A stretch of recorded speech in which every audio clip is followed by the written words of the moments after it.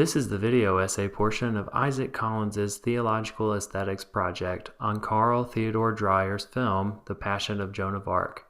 What you are seeing right now is one of the only establishing shots in the entire film. This shot opens the movie and places us in the courtroom of Rouen Castle where the trial of Joan is about to start. Notice in this shot how the priests and theologians all crowd the bottom of the frame as the camera pans right.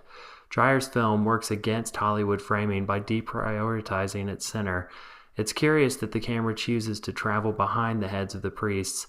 If the camera were in the middle of the aisle, we could see their faces. That would be a way for Dreyer to establish character with this opening shot. Joan enters the courtroom and also crosses along the bottom of the frame. A priest stands. Where is he in the room? The camera looks up at him, but without showing us any part of his body below his shoulders, we don't know how close he is to the wall behind him.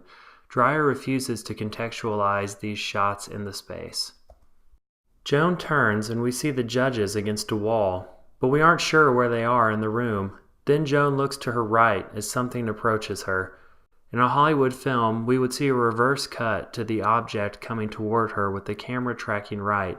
Instead, the object, a Bible, arrives from the left, matching the direction of her glance. The motion of the scene is headed left, and then we get a cut to a priest looking to the right. What is he looking at? Is it Joan? Is it the Bible? Then the camera moves behind Joan, and the Bible comes in on her right side. The space of the scene has been completely confused by Dreyer's editing choices.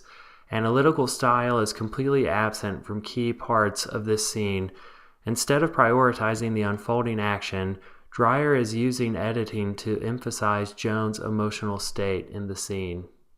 Later in the film, we have a scene where Joan's judge is trying to get her to confess.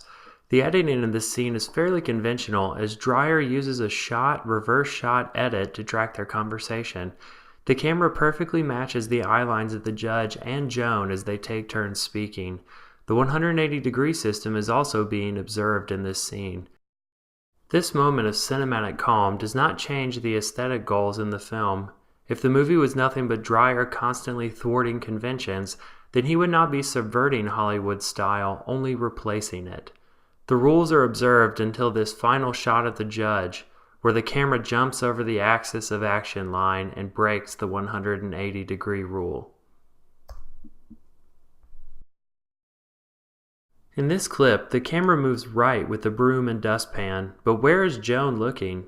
Once again, there is not an establishing shot, and therefore we have no idea where her gaze is falling.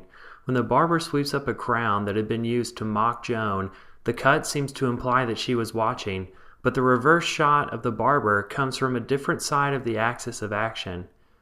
Joan calls for the judges to recant her confession, and Dreyer emphasizes this emotional moment through the close-ups of Joan rather than through clear narrative editing. The close-ups continue in the next set of clips that demonstrate the bizarre low-angle shots that Dreyer uses throughout the film. Priests enter the scene as if they are climbing up to the room, while in other shots it appears that they are descending to leave. The camera cuts them off above the waist, and we only catch the top of the door. The depth of the shot is obscured by the low angle, and we aren't sure where the priests are coming from on a consistent basis. The low-angle shots are continued in the shot of Joan in her cell, and when the film finally moves outside for Joan's condemnation, even when an establishing shot would be most appropriate to show us where the action is taking place outside or where Joan is in relationship with the priest reading her sentence, Dreyer denies the viewer that information. The focus is always on Joan's emotions in tight close-up. Overall, Dreyer's film completely subverts the Hollywood style that dominated global filmmaking at the time. Dreyer consistently breaks established rules of editing. There are 1,500 cuts in the film. Fewer than 30 carry a figure or object over from one shot to another, and fewer than 15 cuts constitute genuine matches on action. An average Hollywood feature from the 20s would contain 500 to 1,000 shots including intertitles. Dreyer was well over the norm, despite cutting in unusual and unexpected ways. He also de-emphasizes the center of the frame and takes away key depth cues by undercutting perspective with his unique mise-en-scène. The visual cohesion of the narrative is sacrificed, and the visual continuity of the film hangs on the constant close-ups of Joan's face.